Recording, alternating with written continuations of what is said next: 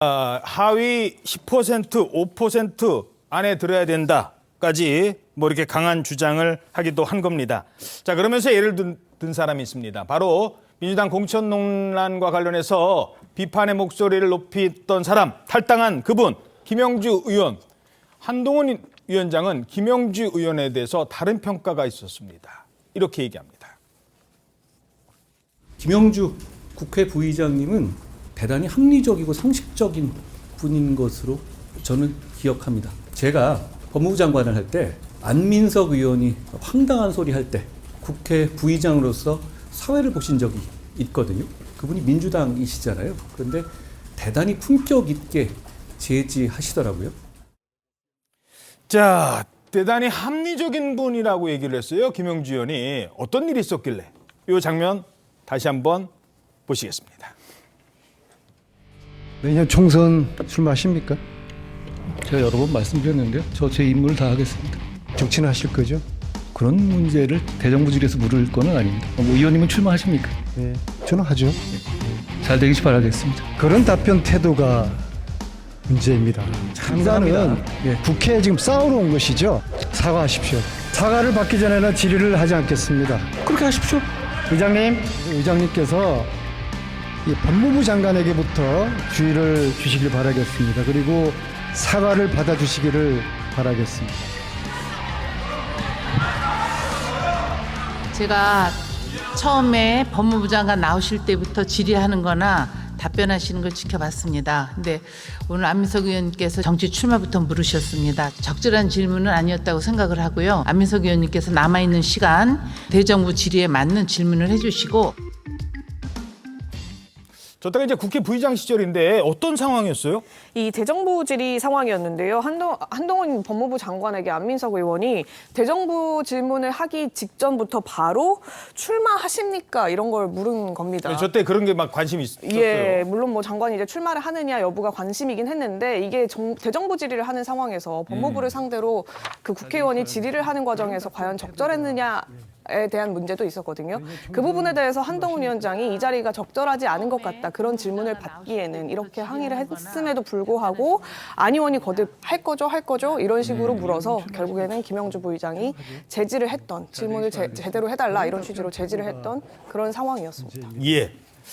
자, 어찌됐든 지금 이제 국민의힘 얘기인데요. 국민의힘도 지금 공천 신청자들 뭐 서로 강남 가겠다고 했었잖아요. 근데 여기가 어느 정도 이제 재배치 작업이 속도를 낼 것 같습니다. 이른바 양지에 출마하겠다고 했지만 결국 출마 지역을 바꾼 후보가 그동안에는 이제 저 부산 쪽에 영남 쪽에 많았었잖아요. 근데 이번엔 서울에서도 나왔습니다. 어느 지역으로 나가실지 좀 결정은 하셨나요? 네, 당의 승리를 위해서 헌신하겠다고 얘기했습니다. 당과 소통하고 있습니다. 네. 자, 박진 전 장관인데, 이렇게 되면, 이제 수도권에서도 이제 3선 이상 재배치가 이루어지는 거예요. 어떤 의미가 있다고 보십니까? 그러니까 이 중진 재배치라는 것이 그 인유한 혁신위 때는 나오지 않았던 거예요. 그전에도 마찬가지고 인유한 혁신위 때는 중진들, 영남 중진들을 서울로 출마하거나 불출마하라고 이야기했지 않습니까? 예. 근데 한동훈 비대위 체제에 들어서 그러니까 서병수 부산시장을 했으니 부산의 다른 지역에 가서도 경쟁력이 있다. 그리고 이 김태호 경남지사를 했으니 경남의 다른 지역에 가도 된다 해서 재배치하는 게 있거든요. 그 새로운 이 공천 방식인데 조혜진 의원도 마찬가지고 그게 이번에 또 박진 전 장관에게 적용이 된 거예요. 수도권에서 처음 적용이 된 건데. 예. 그때 박진 전 장관은 종로에서 3선을 했고 또 강남을에서 또 국회의원을 했어요. 그러니 상징적인 곳에서 한번 하다가 좀 편안한 데서 한번 했죠. 예. 그다음에 이번에 험지로 보내는 거예요. 험지 저 지역의 김용호 의원인데 예. 김용호 의원이 지금 재선을 했지 않습니까? 민주당. 그전에는 정도원 의원이 3선을 해서 서대문에서 예, 그 3선을 했습니다. 그런데 그 전에 누가 있냐면은 김용호 의원의 선친이죠. 김상현 의원이 그렇죠. 거기서 6선 중에서 4선을 거기서 한 지역이에요. 맞아요. 그러니까 야당세가 굉장히 강하다고 봐야죠. 전두환 의원 때는 3번을 했지만 예. 그 지역에 다시 재배치했다는 것은 이것은 저는 공천의 새로운 모델이라고 봅니다. 그리고 이번에 지금 공천 아직도 남아 있으니 저런 사례가 또 나올 수도 있고 다음 총선 공천 때도 저런 사례가 상당히 이 하나의 모델로 그 정착을 할 수 있는 그런 시도라고 봅니다. 근데 이또 서대문에 사시는 분들 입장에서는 뭐 약간 좀 실망감? 그러니까 왜 우리는 이렇게 되는 거야라고 생각하실 분도 있을 것 같아요. 근데 그게 이제 지방 같으면 그런 생각할 수 있는데요. 근데 서울이라는 것은 어떻게 보면 이제 한 지역구처럼 돼 있어요. 그래서 이제 지역색에 짓지 않고 서울 자체는 일반 이제 국회의원들과 다르게 이제 중앙 정치라는 그런 관념이 있죠. 그래서 뭐 종로랄지 그런 데는 뭐 누가 와도 이게 마치 뭐 뜨내기다 그런 비판은 받지 않고 단지 무게감이 얼마나 있어서 우리 지역구를 위해서 이제 일할 수 있느냐 이제 그걸 좀 판단을 하는 경향이 좀 있다고 볼 수 있고요. 일단 국민의힘의 어떤 뭐 이렇게 공천과 관련해서 예. 어떤 불협화음이 없는 이유는 여러 가지가 있는데 현재까지. 그렇죠. 일단은 이제 민주당과 좀 다른 측면이 있죠.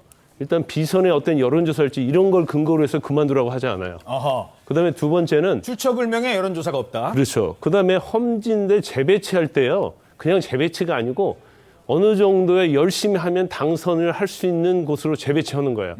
그러니까 경쟁력 있는 자원을 그냥 무조건 컷업하지 않는다는 거죠.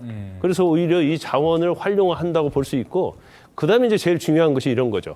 중진에게 그만둬라고 얘기를 하면서 그 자리에 윤신공천이랄지 한동훈 측근을 꽂아버리면 이건 엄청난 분란이 있고 난장판 될 거예요. 그런데 지금 그런 공천을 하고 있지 않잖아요.